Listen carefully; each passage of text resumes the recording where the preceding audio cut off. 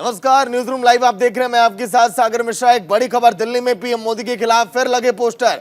आम आदमी पार्टी ने लगाए पीएम मोदी के खिलाफ पोस्टर। आम आदमी पार्टी ने पीएम मोदी को शिक्षा को लेकर अब घेरा है। 11 भाषाओं में पोस्टर ये छपवाए गए हैं। पूरे देश भर में पोस्टर ये लगाए जाएंगे। बड़ी खबर जो आप देख रहे हैं, और अब ये शुरू हो चुकी है पोस्टर पॉलिटिक्स दिल्ली में। देश के हर एक हिस्सों में आम आदमी पार्टी का यह कहना है कि पोस्टर ये लगाया जाएगा। आम आदमी पार्टी ने पीएम मोदी को घेरा है शिक्षा पर। 11 भाषाओं में पोस्टर ये छपवाए गए। बड़ी खबर जो आप देख रहे हैं, मोदी हटाओ देश बचाओ। देखिए, इस तरह के नारे, इस तरह के स्लोगन हर एक पोस्टरों पर आपको दिखाई देगा। जिस तरह से पिछले दिनों आम आदमी पार्टी के 2 नेताओं पर कार्रवाई की गई है, उससे आम आदमी पार्टी थोड़ी इस समय परेशान है और केंद्र की नीतियों पर जमकर ठिकरा फोड़ने में लगी, आरोप लगा रही है। दिल्ली में पीएम मोदी के खिलाफ फिर लगे हैं पोस्टर, और अब पूरे देश भर में 11 भाषाओं में इसी तरह से आम आदमी पार्टी पोस्टर लगवाएगी।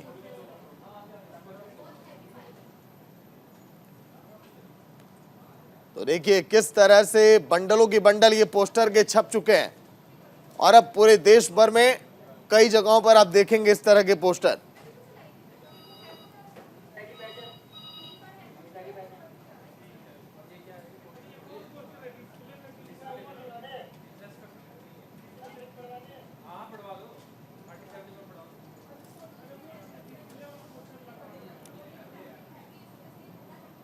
वहीं अगर बात करें तो आम आदमी पार्टी का ये बड़े पैमाने पर ये देखिए पोस्टर ये लगेगा, और पीएम नरेंद्र मोदी के खिलाफ पूरे देश भर में पोस्टर ये लगाया जाएगा 11 भाषाओं में, ताकि सभी लोग पढ़ सकें कि आखिर पोस्टर पे लिखा क्या गया है, स्लोगन क्या है, नारे क्या है।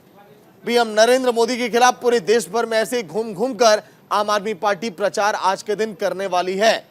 वहीं 11 भाषाओं में जब पोस्टर ये पूरे देश भर में लगेगा, तो अंदाजा आप लगाइए कि उन सभी राज्यों में भी जाकर ये पीएम के खिलाफ प्रचार करेंगे जहां पर चुनाव भी है। स्थानीय भाषाओं में पोस्टर ये लगाए जाएंगे। अगर कर्नाटक है तो वहां की कन्नड़ भाषा में, इसी तरह से हर एक जगह होंगे।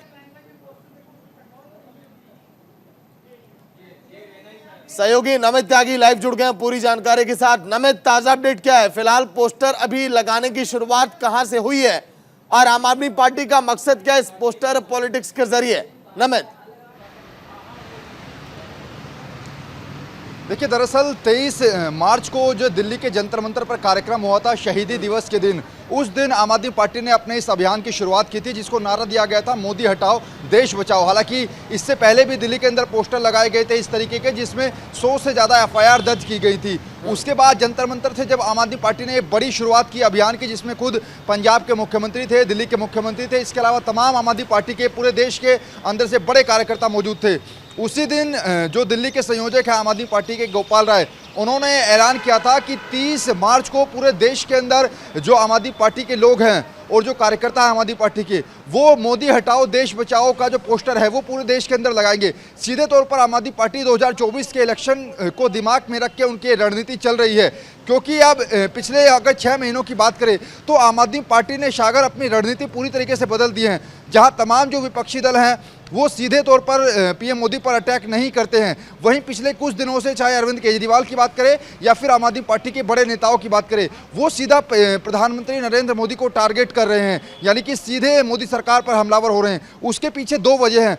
पहला ये कि राहुल गांधी की सदस्यता रद्द होने के बाद अब शायद अगर ऐसा हो कि 8 साल तक राहुल गांधी चुनाव नहीं लड़ पाएंगे, तो आम आदमी पार्टी ये सोच रही है कि अगर 2024 में तीसरा फ्रंट बनता है तो उसको आम आदमी पार्टी के जो राष्ट्रीय संयोजक है अरविंद केजरीवाल, वो लीड करेंगे। और यही वजह है कि मोदी सरकार पर सीधा हमला अरविंद केजरीवाल बोल रहे हैं जी।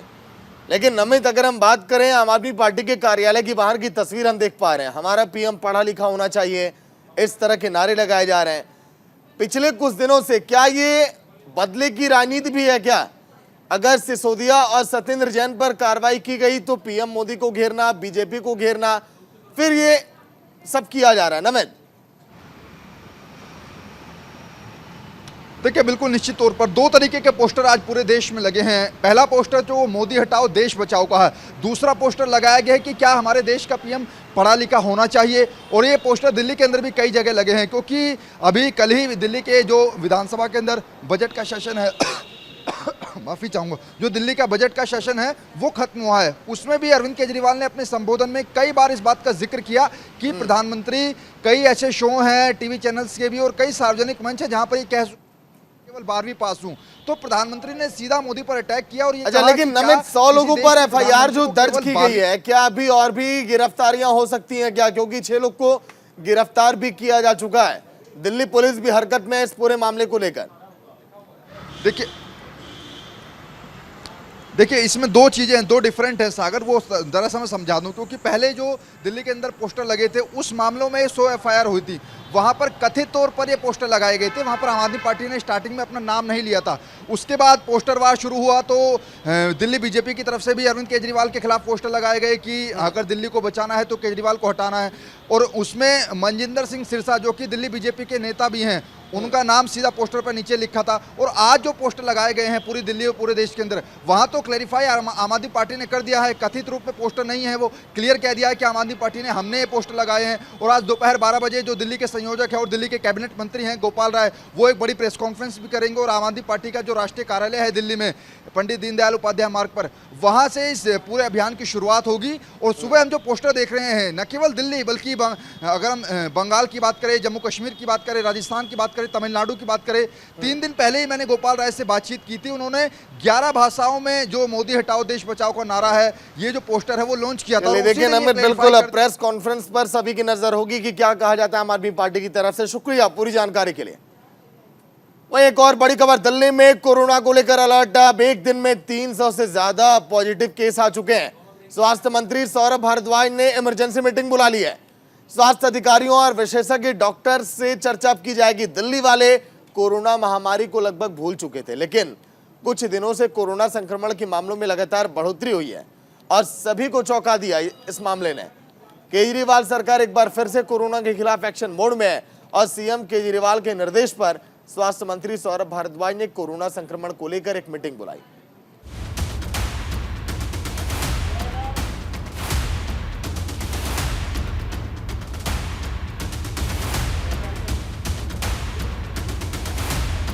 इमरजेंसी मीटिंग में स्वास्थ्य विभाग के विशेष सचिव, director general health services, oxygen और टेस्टिंग के नोडल ऑफिसर और एलएनजेपी समेत कई अस्पतालों के लोग।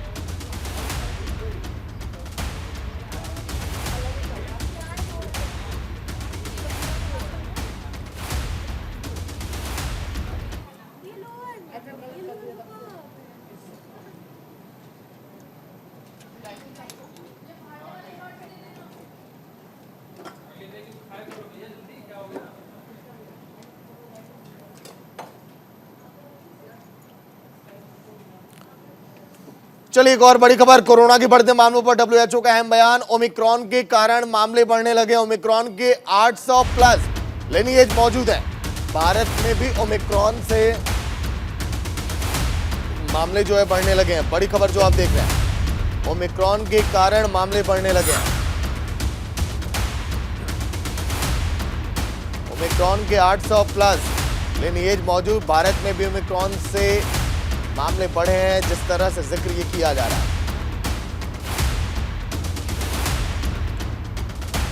तो सहयोगी नमित त्यागी लगातार अपडेट दे रहे हैं। नमित, ओमिक्रॉन के कारण मामले बढ़ रहे हैं दिल्ली में, तो देखिए पिछले कुछ दिनों से लगातार कोरोना के मामलों में बढ़ोतरी, ये किस तरफ संकेत करता है ये पूरा मामला और इशारे क्या कहते हैं? देखिए दरअसल ये संदेश उन लोगों को है सागर, जो लोग अभी से पिछले 3 महीनों से लापरवाह हो गए थे। शायद उनको लग रहा था कि कोरोना अब चला गया है, लेकिन दिल्ली की खासतौर पर बात करें तो पिछले 24 घंटे के जो आंकड़े निकल कर आए हैं वो काफ़ी डरावने वाले हैं। पिछले 24 घंटों में 300 से ज़्यादा नए कोरोना के केसेस को दर्ज किया गया है। और यही वजह है कि कुछ मिनट पहले ही दिल्ली के मुख्यमंत्री ने, जो दिल्ली के स्वास्थ्य मंत्री हैं सौरभ भारद्वाज, उनको निर्देश दिया है और एक बड़ी बैठक दिल्ली के अंदर बुलाई है। दोपहर में बैठक होनी है जिसमें दिल्ली के तमाम जो हॉस्पिटल हैं उनके डायरेक्टर मौजूद रहेंगे, तमाम जो स्वास्थ्य विभाग के अधिकारी हैं वो मौजूद रहेंगे। हालांकि लेकिन नमित, अगर पूरे देश भर की बात हम करें तो दिल्ली में क्या मामले सामने आ रहे हैं कोरोना के, या फिर अन्य राज्यों में भी ऐसे ही हालात हैं?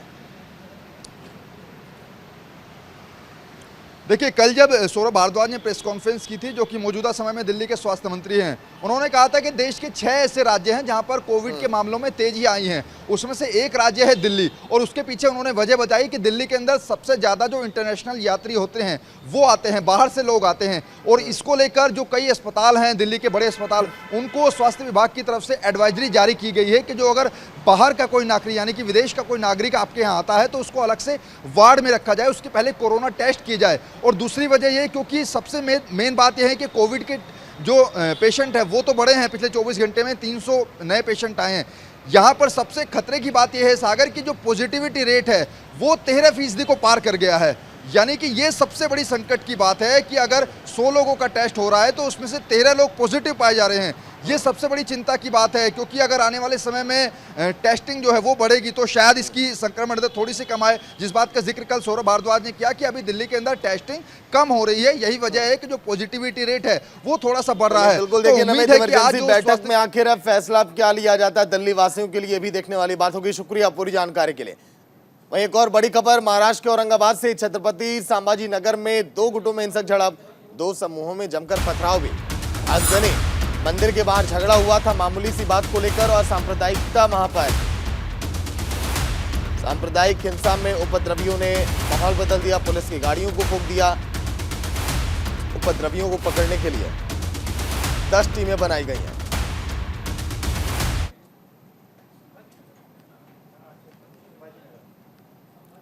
छत्रपति संभाजी नगर इलाके में रामनवमी से पहले 2 पक्षों में जमकर करने वाले लड़के थे जो जिन्हें बटन प्लेयर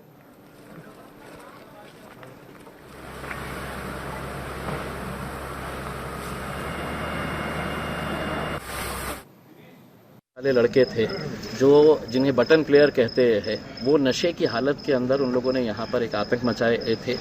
दूसरी बात यह है कि मैं इस बात से बड़ा चिंतित हूँ कि इतनी बड़ी घटना होने के बावजूद भी पुलिस का जो रवैया था और पुलिस जिस देरी से पहुंची है, ये क्यों पहुंची है, क्या इनका इरादा था, इतना होने के बावजूद भी यहाँ पर कोई सीनियर ऑफिसर मौजूद नहीं था। उसमें चंद पुलिस वाले थे, लेकिन वो भी पुलिस वाले इतने घबराए हुए थे यकीनन कि इतना बड़ा क्राउड वहाँ पर था बाहर, लेकिन एडिशनल फोर्स यहाँ पर क्यों नहीं पहुँच पाई है।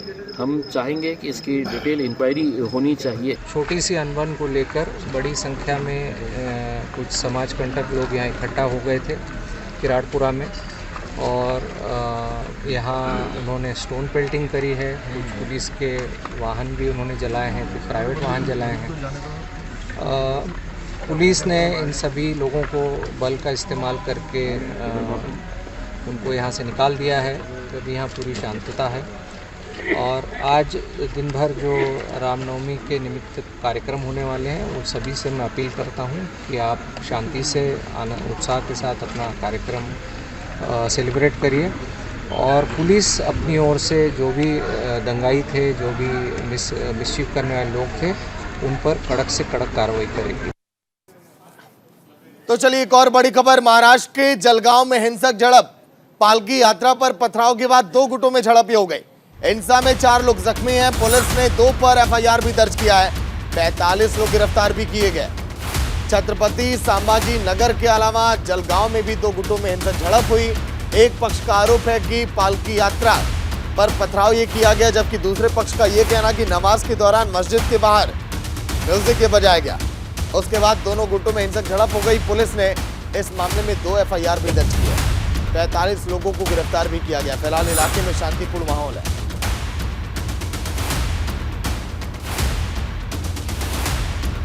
सहयोगी शुभम लाइव जुड़ गए पूरी जानकारी के साथ। शुभम, फिलहाल ताजा अपडेट क्या, हालात कैसे हैं वहां पर?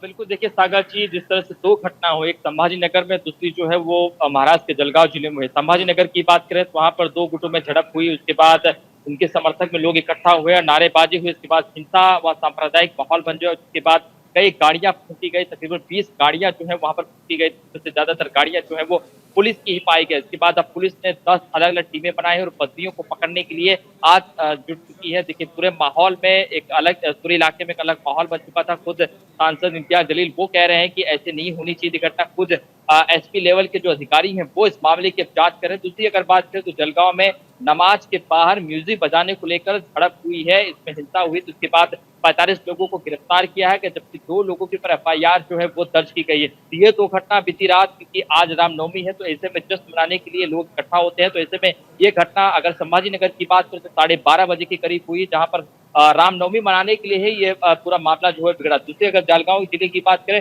तो नमाज के बाहर म्यूजिक बजाने को लेकर ये मामला पूरा हिंसा उग्र शुरू हुआ। देखिए अगर बात करें संभाजी नगर की बात करें तो हाल ही में उसका नाम बदलकर, वो पहले उसका नाम औरंगाबाद हुआ करता था, हाल ही में कुछ दिन पहले महाराष्ट्र सरकार ने उसका नाम बदलकर संभाजी नगर रखा है। तो ऐसे में लगातार जो सांप्रदायिक माहौल है वहाँ का खराब हो चुका था।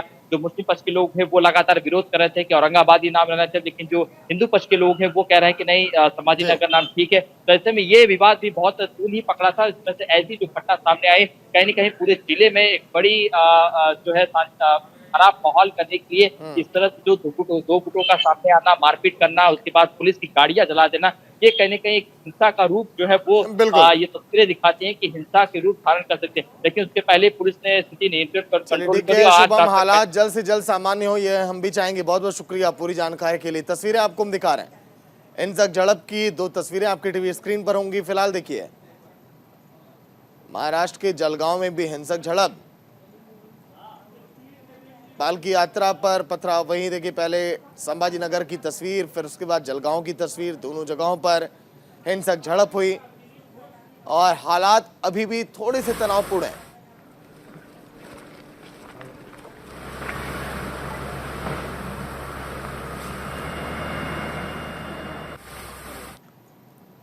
वहीं एक और बड़ी खबर, ममता बनर्जी के धरने का दूसरा दिन, केंद्र की सरकार पर गंभीर आरोप लगाए। बंगला के हिस्से की राशि रोकने का आरोप, रामनवमी जुलूस को लेकर चेतावनी दी, मुस्लिम इलाके में हमला हुआ तो छोड़ूंगी नहीं। ममता बनर्जी के धरने का दूसरा दिन।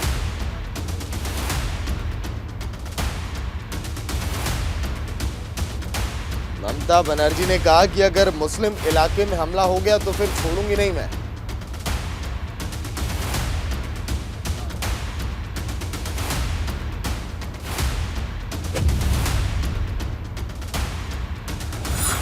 ममता बनर्जी के धरने का दूसरा दिन, तस्वीरें आपके टीवी स्क्रीन पर।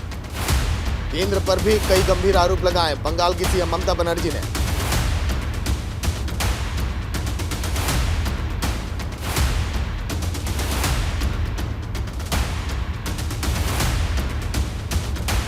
तो रामनवमी जुलूस को लेकर भी चेतावनी दी है ममता बनर्जी ने। मुस्लिम इलाके में हमला हुआ तो फिर खैर नहीं उनकी, ये भी कहा है ममता बनर्जी ने। धरने का दूसरा दिन, केंद्र की सरकार पर कई गंभीर आरोप।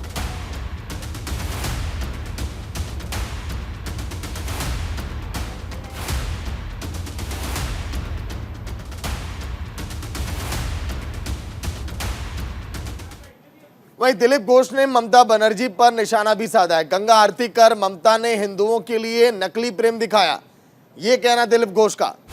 ममता बनर्जी ईद के लिए 2 दिन की छुट्टी देती हैं, रामनवमी के लिए कोई छुट्टी नहीं है। लोगों को भ्रमित करने में लगी है ममता बनर्जी और इसीलिए धरना, ये गंगा आरती कर ममता ने अपमान किया, दिलीप घोष का कहना। ट्वीट भी हम आपको दिखाएंगे। ईद के लिए 2 दिन की छुट्टी होती है, रामनवमी के लिए छुट्टी नहीं है, ऐसा क्यों? लोगों को भ्रमित करने में लगी है ममता बनर्जी और ये भ्रमित करने के लिए धरना भी है ममता बनर्जी का, ये भी कहा दिलीप घोष ने।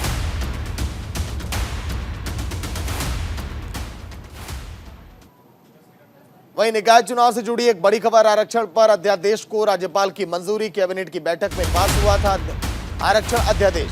निकाय चुनाव को लेकर आज जारी होगा नोटिफिकेशन। उत्तर प्रदेश में निकाय चुनाव के अधिनियम में संशोधन से जुड़े अध्यादेश को कैबिनेट की बैठक में पास किया गया। आरक्षण को लेकर सूची जारी की जाएगी और सरकार की ओर से चुनाव को लेकर आज नोटिफिकेशन भी जारी किया जाएगा।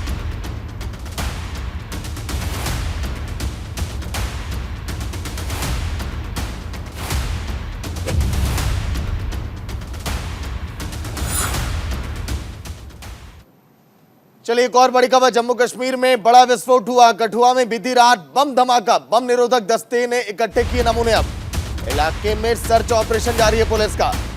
जम्मू कश्मीर में बीती रात ब्लास्ट की खबर सामने आई है। धमाका कठुआ जिले के हीरानगर में हुआ और ब्लास्ट के बाद बड़े स्तर पर इलाके में सर्च ऑपरेशन इस समय चलाया जा रहा है।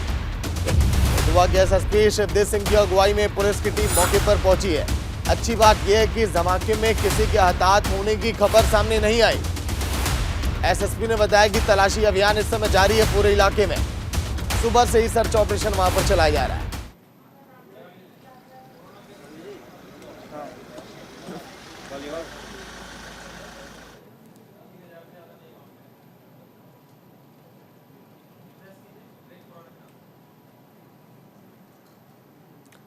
तो बीती रात कठुआ में धमाका, पुलिस का सर्च ऑपरेशन जारी इस समय जम्मू में, जिसमें कि इंफॉर्मेशन मिली कि यहाँ पे ब्लास्ट हुआ है। काफ़ी तेज धमाका था जो कि गांव वालों से पता चला है जी। और हमारी पुलिस फोर्स भी है, यहाँ के संतरी ने भी बताया है कि धमाका काफ़ी तेज था। उसके बेस पे पुलिस पार्टीज आ गई, हमारी पुलिस कंपोनेंट एसओजी की पार्टीज भी आ गई और सर्च ऑपरेशन चलाया गया यहाँ पे, जिसमें कि वो एग्जैक्ट स्पॉट जो है लोकेट हुआ है। बाकी और चीज़ें रूल आउट करने के लिए सुबह भी सर्च ऑपरेशन चलाया जाएगा फर्स्ट। तो चलिए एक और बड़ी खबर, कोरोना संक्रमण के मामले भारत में भी बढ़े हैं। 24 घंटों में 3000 से ज्यादा नए मामले, एक्टिव केस की संख्या 13,000 की पार पहुंच चुकी है। चिंता की बात यह है तो कोरोना के मामले भारत में भी बढ़ने लगे हैं। 3000 से ज्यादा मामले पिछले 24 घंटों के अंदर। एक्टिव केस की अगर बात करें तो पूरे देश भर में 13,000 से ज्यादा है। ऐसे में राज्यों में भी लगातार बैठकें की जा रही हैं स्वास्थ्य मंत्रालय की तरफ से।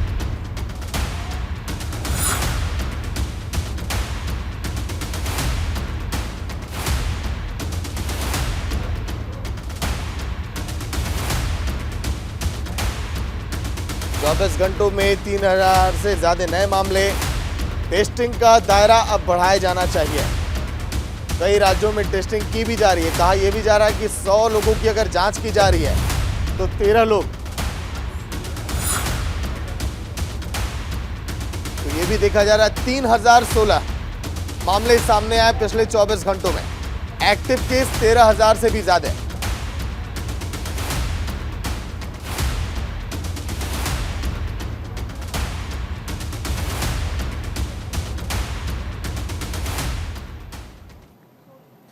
वहीं यूपी की अगर बात करें तो अलीगढ़ में एक कलयुगी बेटे ने अपने माता पिता की कैंची से घोंपकर हत्या कर दी।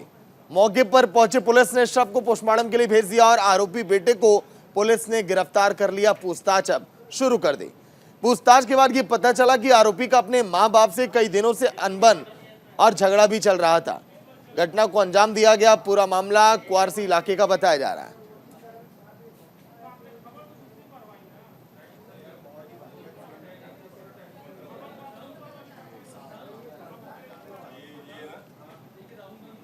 तो चलिए इसी के साथ न्यूज रूम लाइव में इतना ही। देखते रहिए न्यूज इंडिया। नमस्कार।